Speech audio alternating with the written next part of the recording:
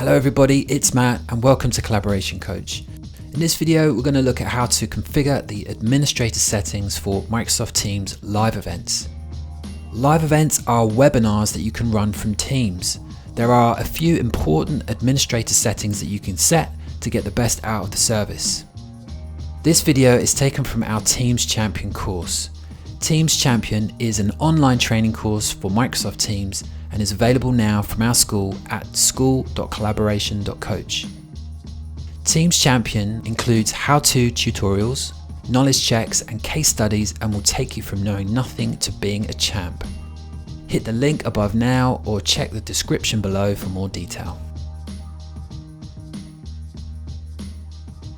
The things I'm going to show you now are only available to administrators.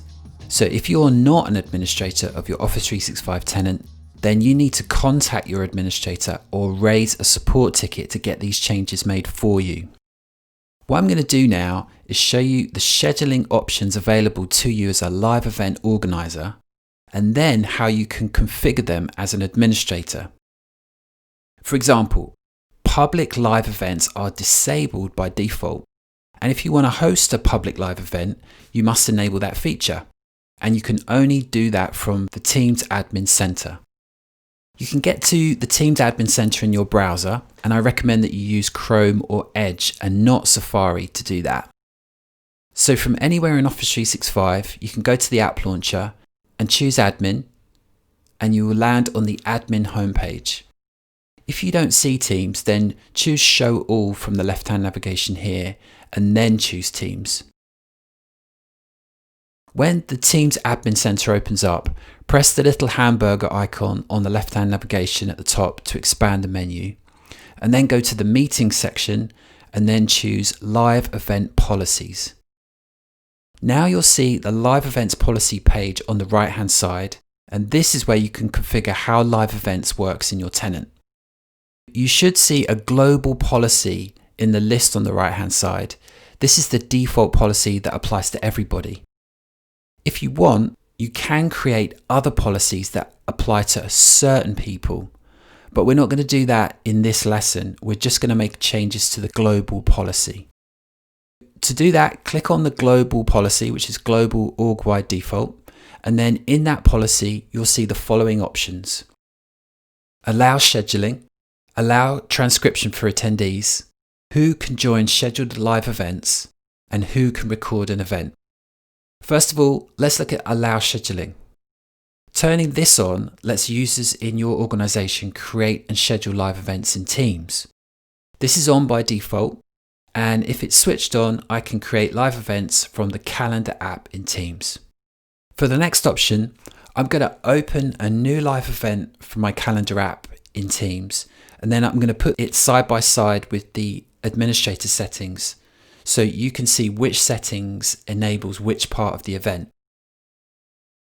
The next setting we're going to look at in the Admin Center is Allow Transcription for Attendees. This setting is an on or off, and it's off by default. Turning this on enables live event attendees to see live captions and subtitles during the event. That applies to the captions option in the new live event page. If that is toggled off in the admin settings, then the captions option will be grayed out. For the setting who can join scheduled live events, you have three options, and this maps to the live events permissions selection that you can see when you create a new live event.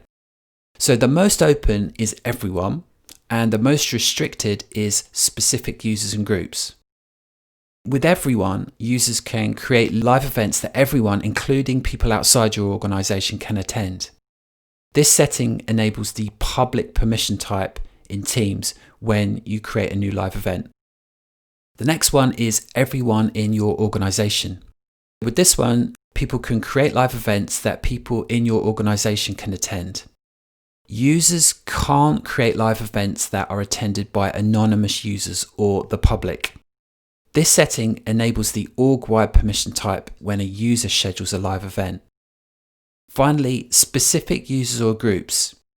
When people create live events with this option, it means that only specific users or groups can attend. And this setting enables the people and groups permission type in Teams when you schedule the new event. This obviously can't be attended by everyone in your organization or anonymous users in the public. The last option we have here is who can record an event. And this changes the recording options you see when you're scheduling your new event. So first of all, we've got always record. This just means that all live events are recorded by default. And if this option is chosen, then the recording available to producers and presenters option is checked but grayed out, so it can't be changed. The next option is never record, which means that the live events created by users are never recorded. So if this is on, then the recording available to producers and presenters option is not checked and is grayed out and can't be changed. Finally, the organizer can record or not allows the user to decide whether to record the live event or not. So once you've made your changes here, choose Save. Now the changes aren't seen in Teams immediately. Give it 30 minutes or so, and if you don't see the changes after that, then try signing out of your Teams app by going to the presence icon and choosing Sign Out. This will often refresh the policy your client has and show you the new options. And after you've made these changes and they've taken effect, you can go back into the scheduled live event and edit the settings if you need to. And new live events will show you all the new options. So that's how you configure the administrator settings for live events. Remember to check out our Teams Champion course if you want to see more videos like this. You can find details in the description below. Thank you so much for watching, and I'll see you next time.